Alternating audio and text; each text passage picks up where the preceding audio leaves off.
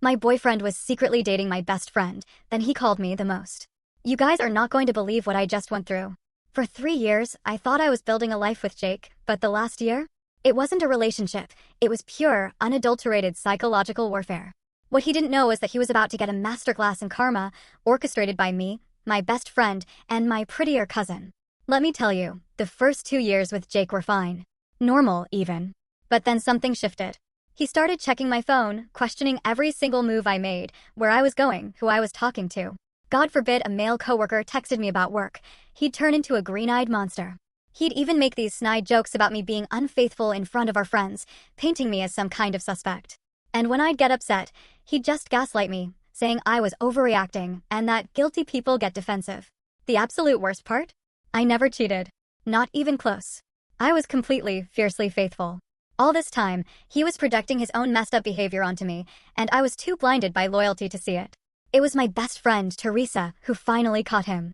Teresa, who I've known since high school, practically a sister to me. One night, after another one of Jake's wild accusations, this time questioning why I was 15 minutes late from grocery shopping and suggesting I was meeting someone, I showed Teresa the texts. She got this look on her face, a mix of concern and something else I couldn't quite place. Then she showed me her phone. My heart dropped. There it was, Jake's dating profile, active that very day. His bio? Single and looking for fun. My world just tilted. Teresa then confessed she'd suspected for weeks. A friend of hers had matched with him and recognized him from pictures on my social media. Teresa had been quietly gathering evidence because she wanted to be absolutely sure it wasn't some misunderstanding before she broke my heart. That night, sitting on my couch, we started to formulate a plan. Teresa would create a fake profile and try to match with him to see how far he'd actually go. Hours later, she matched with him. He didn't hesitate for a second. Their chats were vile.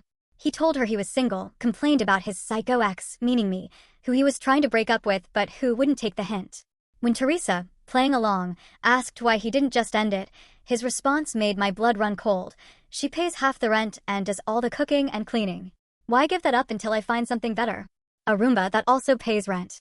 That's what he saw me as. Then he started sending her screenshots of conversations with other girls he was seeing. And in those chats, they'd make fun of me. He called me the most hideous creature and something so repulsive. There was one message where he wrote, "I almost gag when she tries to kiss me." And some girl responded, "You're such a saint for putting up with her." I would have left ages ago. Jake replied, "It's complicated, but not for long. I promise." These weren't just messages to one person, it was to multiple women. All while he was accusing me of cheating, all while I was cooking his favorite meals, doing his laundry, and desperately trying to prove my loyalty to him. I didn't confront him right away. Teresa and I decided we needed more than just evidence. We needed a plan. Not to get him back, but to absolutely destroy him. For the next few weeks, I played the perfect, unsuspecting girlfriend. I smiled when he kissed me goodbye in the mornings. I still cooked his meals, did his laundry. I even apologized when he accused me of flirting with a delivery guy who literally just handed me our food and left. All the while, my mind was racing, plotting. One night, Jake came home late, smelling like unfamiliar perfume. When I casually mentioned it, he erupted, calling me paranoid, saying maybe I needed to talk to someone about my insecurities. He even suggested I might be depressed, that I hadn't been myself lately. I just smiled, apologized, and mentally added this to my list of reasons he deserved what was coming. I started digging into our finances. We had a joint account for bills, but Jake also had his own savings, which he was so proud of. He'd always brag about how disciplined he was with money, saving for our future. What a joke. Looking at our bank statements, I saw huge withdrawals on nights he claimed he was working late. Expensive restaurants, hotel charges, gift shop purchases. That's when it clicked. I knew exactly where to hit him, his ego and his wallet. I remembered my cousin, Vicky. Everyone always said we looked similar, but she was the prettier version of me, as my mom would constantly remind me. Dark hair, dark eyes, but taller, better figure. She was a model in college and still turned heads everywhere. And she owed me a huge favor after I helped her through a really rough breakup last year. I called Vicky and Teresa for an emergency meeting and laid out the entire situation. Vicky was furious on my behalf. She immediately said what Jake was doing wasn't just cheating, it was emotional abuse. And she was right. Teresa showed Vicky all the vile evidence she'd gathered, and Vicky couldn't believe someone could be so cruel while pretending to be the victim. By the end of our 3-hour conversation, I wasn't just angry anymore. I was calculating, cold, and ready.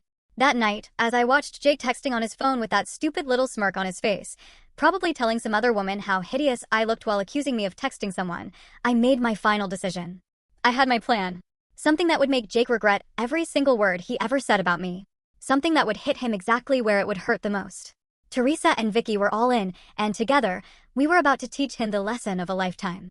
Our plan was like something straight out of a heist movie, but it was real, and I was living it. We decided Vicky would accidentally run into Jake at his gym. He went to a fitness club downtown every Tuesday and Thursday, like clockwork, supposedly for training sessions. Now I knew he was just trolling for women. Vicky got a guest pass through a friend. We studied Jake's routine. He always posted workout selfies with timestamps. What a predictable dumbass. We knew exactly when to position her on the treadmill next to his favorite bench press. The first day of Operation Takedown. Vicky wore these insane leggings that made even me do a double take. She texted me from the gym, target acquired. He hasn't stopped staring since I walked in. What happened next was so predictable it was almost boring. Jake accidentally bumped into her while getting a towel, started a conversation about protein shakes or some crap, and, of course, asked for her number to share workout tips. By that evening, he was already texting her. I sat with Vicky on my couch, reading every message, my stomach in knots. Teresa brought wine and takeout, insisting we needed fuel for the psychological warfare ahead. The texts were exactly what you'd expect. Compliments about how fit she looked, questions about whether she was single, suggestions they should grab a protein shake sometime. Here's the kicker. Jake had no idea Vicky was my cousin. We look similar, but not in an obvious way unless you're really paying attention. And Jake, well, he never really paid attention to me anymore. The plan was simple but devastating. Vicky would date him, get him completely hooked, make him spend obscene amounts of money on her, and then, eventually, we'd reveal everything. Meanwhile, I'd continue playing the unsuspecting girlfriend while secretly enjoying watching him dig his own grave, financially and emotionally. Vicky and Jake had their first date 3 days later. He told me he had a work event that night.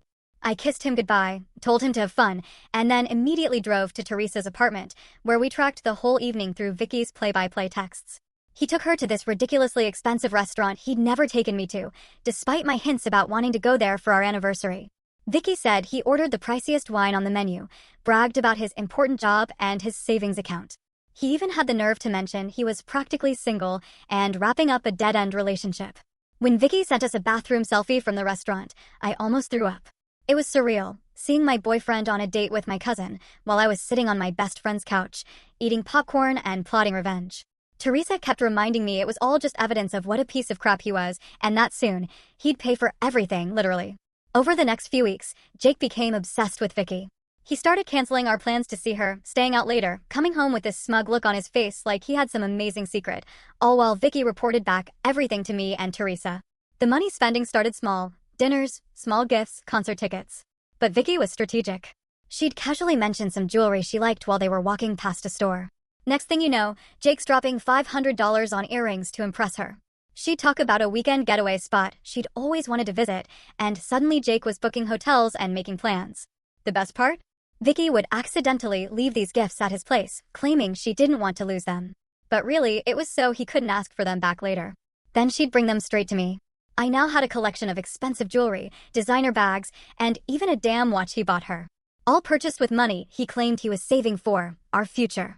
As for the trips and experiences, Vicky had a system. She'd get Jake to book everything on his credit card. Then she'd find some excuse for why she needed cash for her half, which he'd immediately refuse because he was trying to impress her. Then, after the weekend, she'd Venmo me her fun money from Jake's cash. Sometimes I'd use it for myself, but mostly I'd split it with Teresa and Vicky for what we called our revenge fund. We were building quite the nest egg. One weekend, Jake told me he had a business conference in a beach town 2 hours away. What he actually had was a romantic weekend with Vicky at a luxury resort. Vicky somehow convinced him she needed $800 in spending money for spa treatments and shopping. He handed it over without question.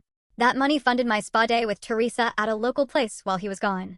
We got the works: massages, facials, mani-pedis, all on Jake's dime. We even posted pictures, knowing Jake never looked at my social media anymore. The whole time, Jake was getting bolder with his lies to me. He started working late for nights a week, had business trips on weekends.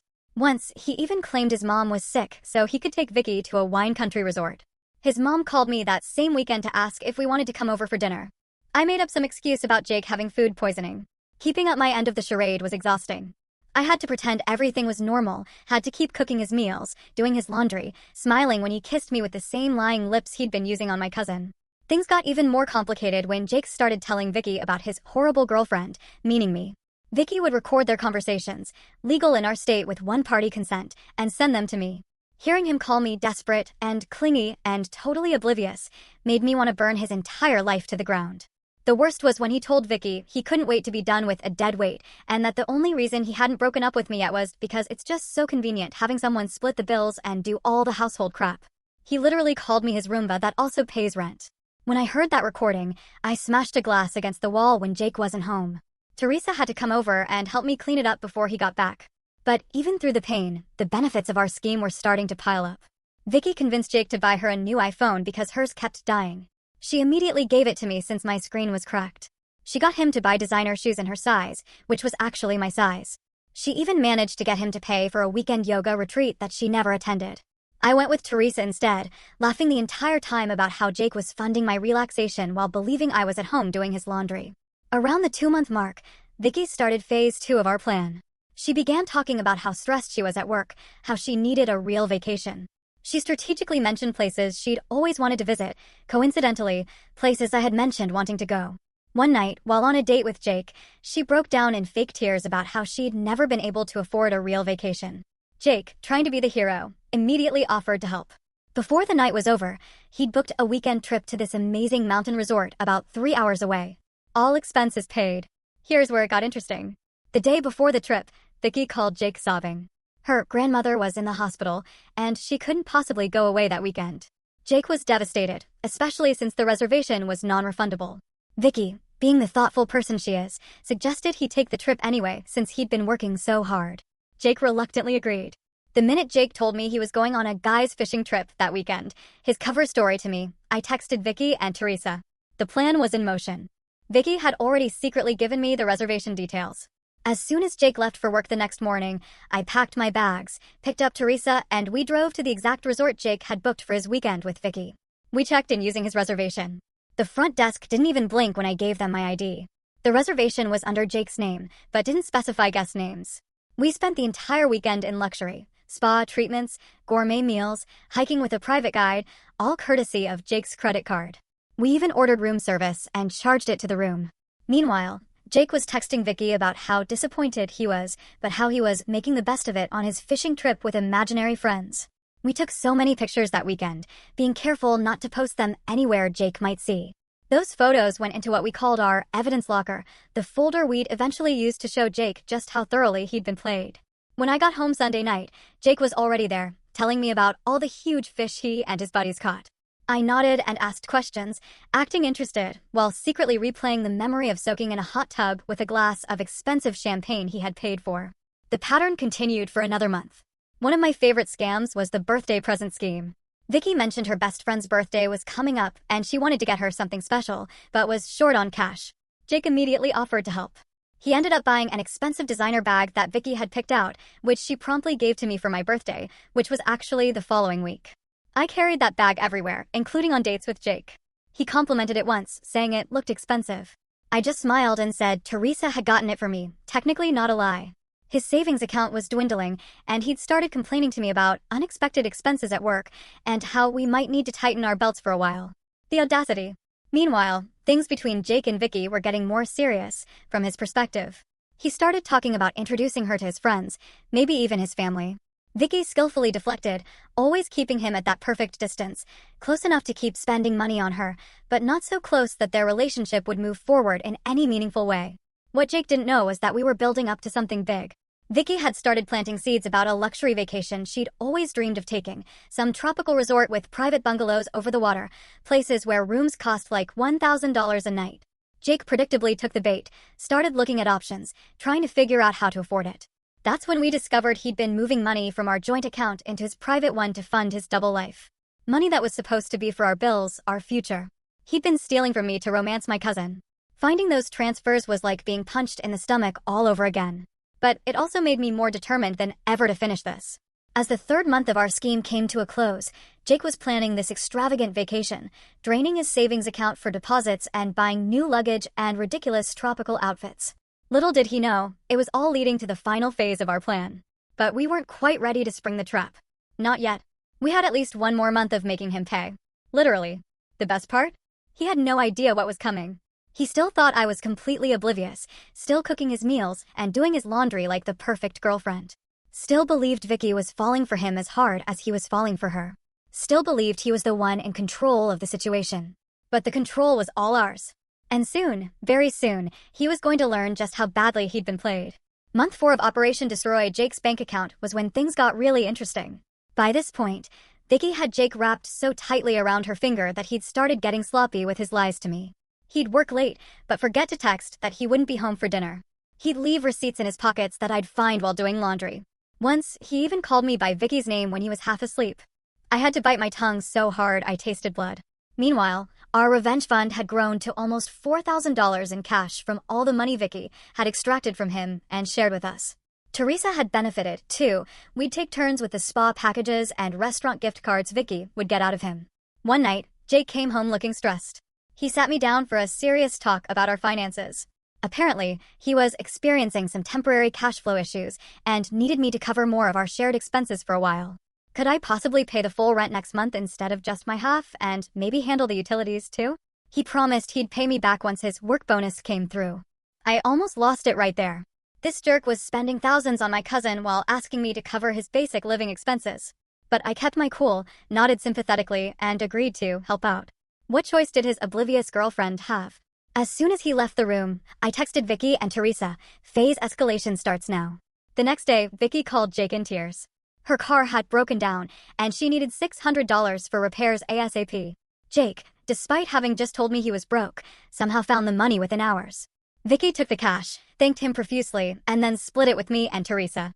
We went shopping while her perfectly functional car sat in my apartment complex's guest parking. But the real goldmine was the tropical vacation planning. Vicky had convinced Jake to book this ridiculously expensive resort in Bora Bora. Jake was struggling to come up with the money, but Vicky kept sending him pictures of the place, talking about how it would be the most romantic week of their lives. I watched from the shadows as Jake started selling things to fund this trip. His prized vintage guitar collection that he'd never let me even touch. Sold on eBay. The expensive watch his grandfather left him. Pawned. His crypto investments he was so proud of. Liquidated at a loss. All while telling me we needed to cut back on luxuries like my damn morning coffee and Netflix subscription.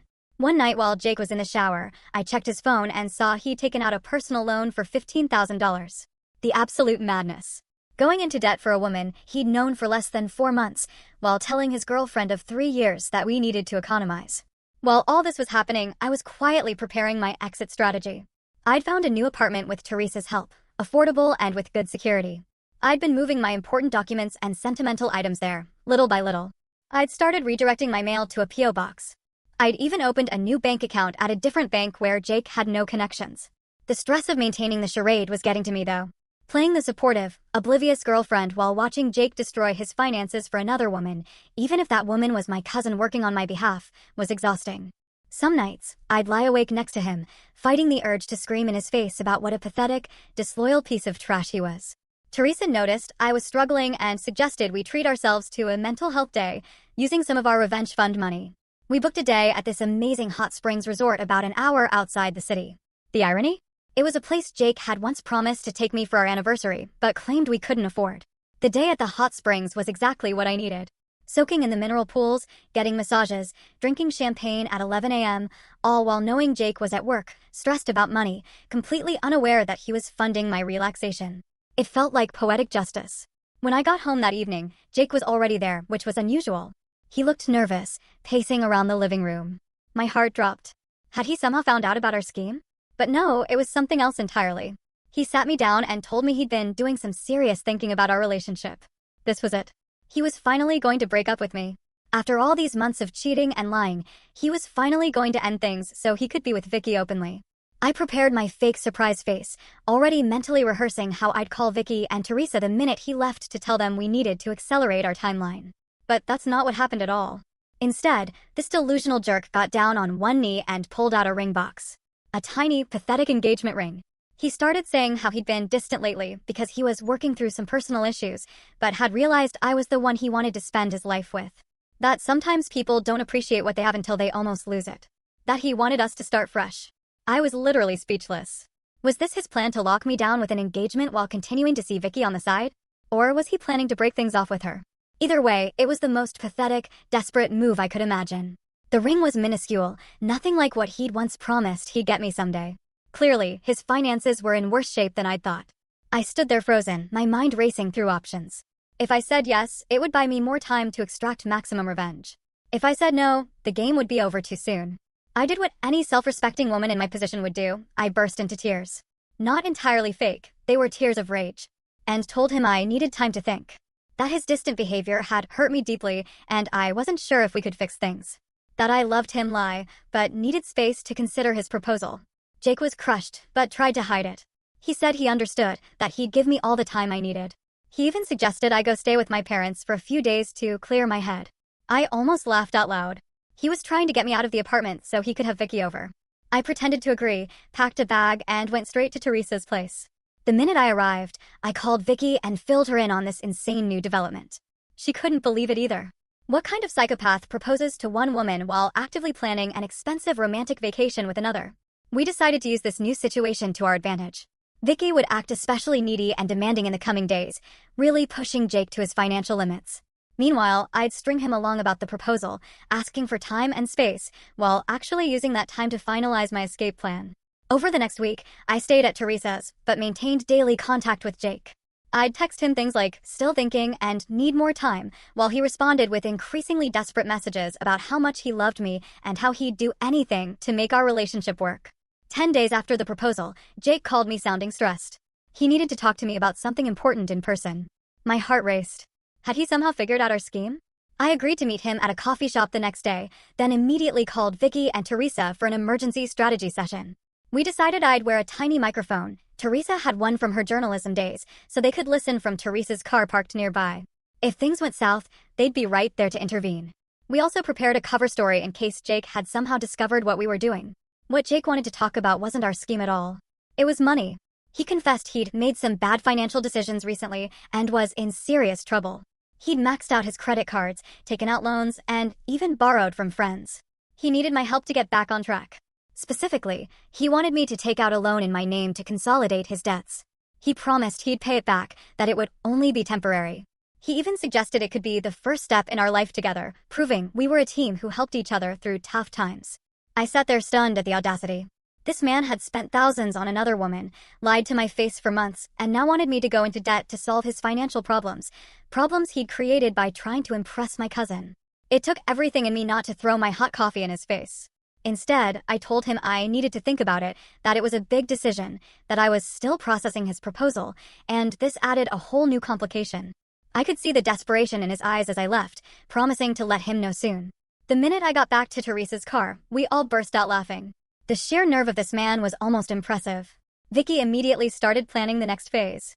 She would tell Jake she'd gotten an unexpected bonus at work and could now contribute significantly to their vacation.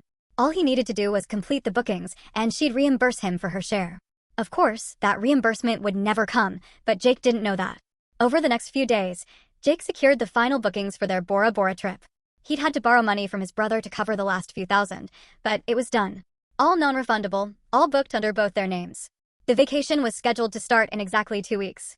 Their flights would leave on a Friday morning, which meant we had 12 days to execute the final phase of our plan. And Jake had no idea what was coming. No idea at all.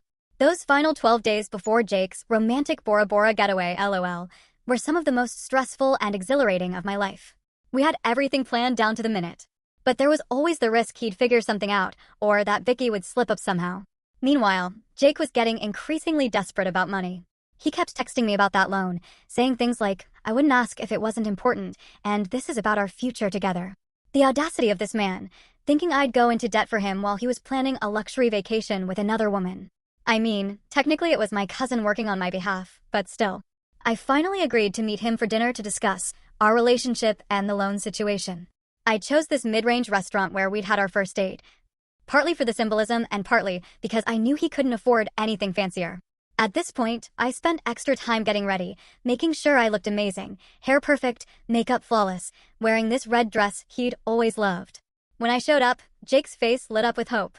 He'd been worried I was going to end things, but my appearance suggested otherwise. We ordered food and made awkward small talk while he kept glancing at my left hand, noticing I wasn't wearing the sad little engagement ring he'd given me.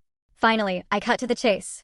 I told him I'd been doing a lot of thinking about our relationship, about the future, about what I really wanted. His face got all serious and expectant. Then I dropped the first bomb. I told him I'd looked into the loan he wanted me to take out and could probably get approved for $25,000. The relief on his face was instant, like a drowning man spotting a lifeguard.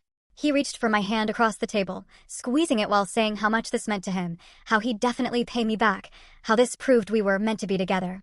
I smiled and said there was just one condition. I needed access to all his financial records before taking out the loan, bank statements, credit card bills, everything, just so I could understand exactly what I was getting into. His face froze.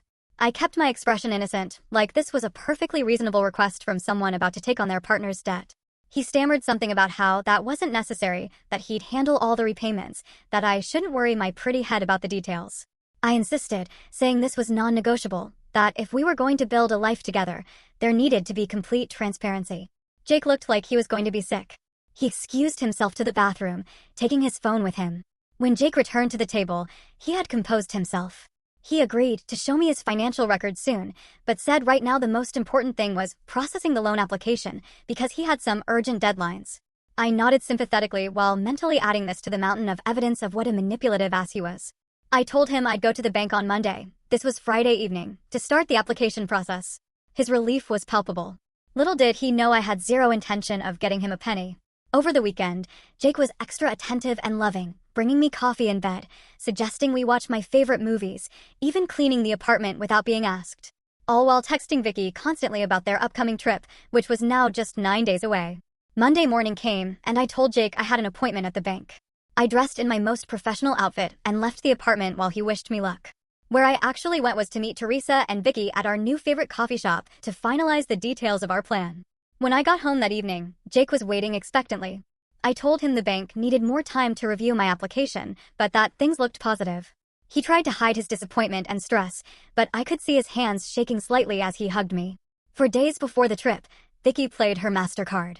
She called Jake crying, saying her grandmother had just been hospitalized and she might need to fly home to see her instead of going to Bora Bora. Jake panicked, started offering solutions. Could they postpone the trip? No, non-refundable. Could her grandmother wait? She was shocked he would suggest that. What if he went with her to see grandmother instead? No, family only during health crisis. After letting him stew for 24 hours, Vicky called back with good news. Grandmother was stable, and the doctor said there was no need for immediate concern. The Bora Bora trip could proceed as planned. Jake was so relieved he actually sent her flowers as a feel-better gift for grandmother.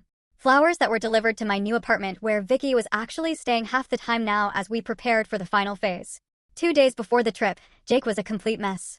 The bank, aka me, still hadn't approved the loan he desperately needed.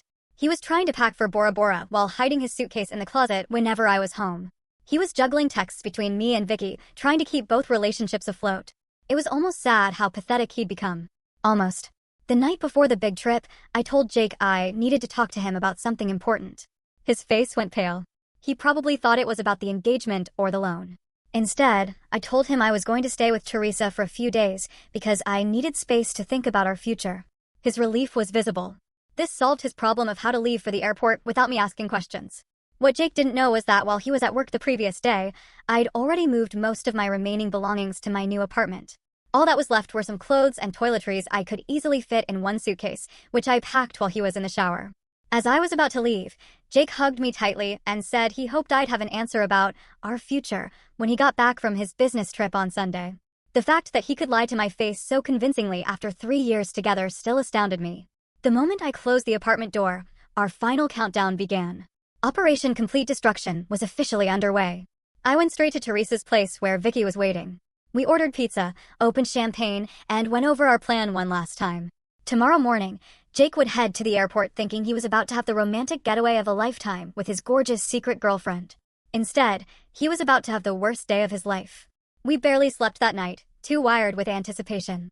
At 6 a.m., Vicky texted Jake, "Good morning. So excited for today. Can't wait to see you at the airport." Jake responded immediately, "Just finishing packing. See you at Terminal 3 at 8:30. Can't believe we're finally doing this." At 7 a.m., We watched through the apartment building security app as Jake left with his suitcase, looking happier than I'd seen him in months. The minute his car pulled away, Teresa, Vicky, and I got into Teresa's car and headed to the airport ourselves. Not to fly anywhere, just to witness what was about to unfold. We arrived at Terminal 3 around 8:15 and positioned ourselves at a cafe with a perfect view of the check-in counters. Jake arrived at 8:25, looking around eagerly for Vicky. He checked his phone, texted her, then went to stand in the check-in line for his flight. At exactly 8:45, when Jake would be approaching the counter, Vicky sent him the message we'd carefully crafted the night before.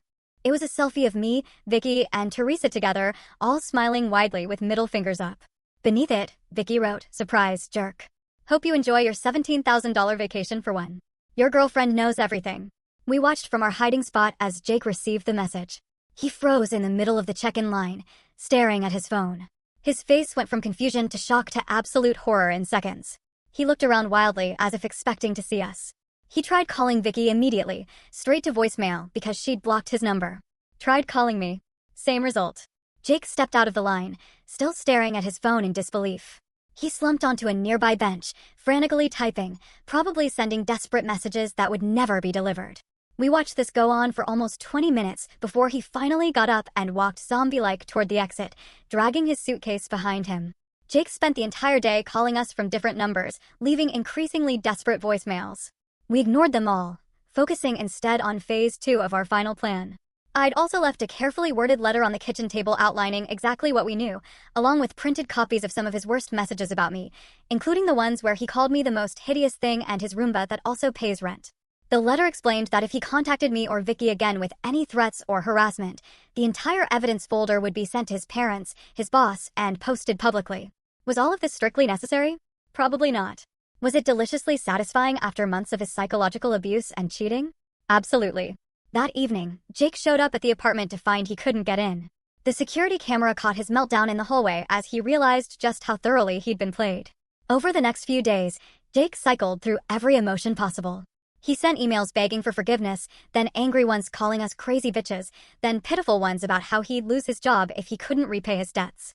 Exactly 1 week after the airport incident, we executed the final part of our plan. Vicky, Teresa, and I booked ourselves into a gorgeous local spa resort for the weekend, paid for with the last of our fund money. While soaking in hot tubs and getting massages, we each posted a single photo to our social media accounts. Predictably, this triggered another round of desperate messages from Jake, now using his brother's phone since we'd blocked all his numbers. He couldn't understand how he could be so cruel and heartless. He claimed what he'd done wasn't that bad compared to how we'd destroyed his life. The lack of self-awareness was truly spectacular. In the months since then, Jake has tried various tactics to contact me. He even sent a letter to my parents' house. They forwarded it to me unopened. What he hasn't done is repay any of the money he took from our joint account or explain to his family and friends why he suddenly had to move back in with his parents at 30. As for the financial aftermath, Jake is apparently working 2 jobs trying to pay off his debts. The vacation packages, flights, and hotel reservations were all non-refundable, just as Vicky had insisted when booking. His credit score is destroyed. His savings are gone. Meanwhile, I'm thriving in my new apartment. I've been promoted at work. I'm wearing designer clothes and jewelry that technically Jake paid for. I'm planning a real vacation with Teresa and Vicky next summer, one that we will pay for with our own money because we're not pathetic cheaters who have to manipulate people to get what we want. Last week, Jake showed up at my apartment building at 3 a.m., clearly drunk, crying into my Ring doorbell camera about how he'd made the biggest mistake of his life and would do anything for another chance. I watched the live feed from my phone, cozy in bed, and did the only reasonable thing. I sent the video to Vicky and Teresa so we could all laugh about it together, then forwarded it to building security to have him removed from the property. 20 missed calls later, he finally gave up. I slept like a baby that night, knowing he was suffering while I was absolutely thriving.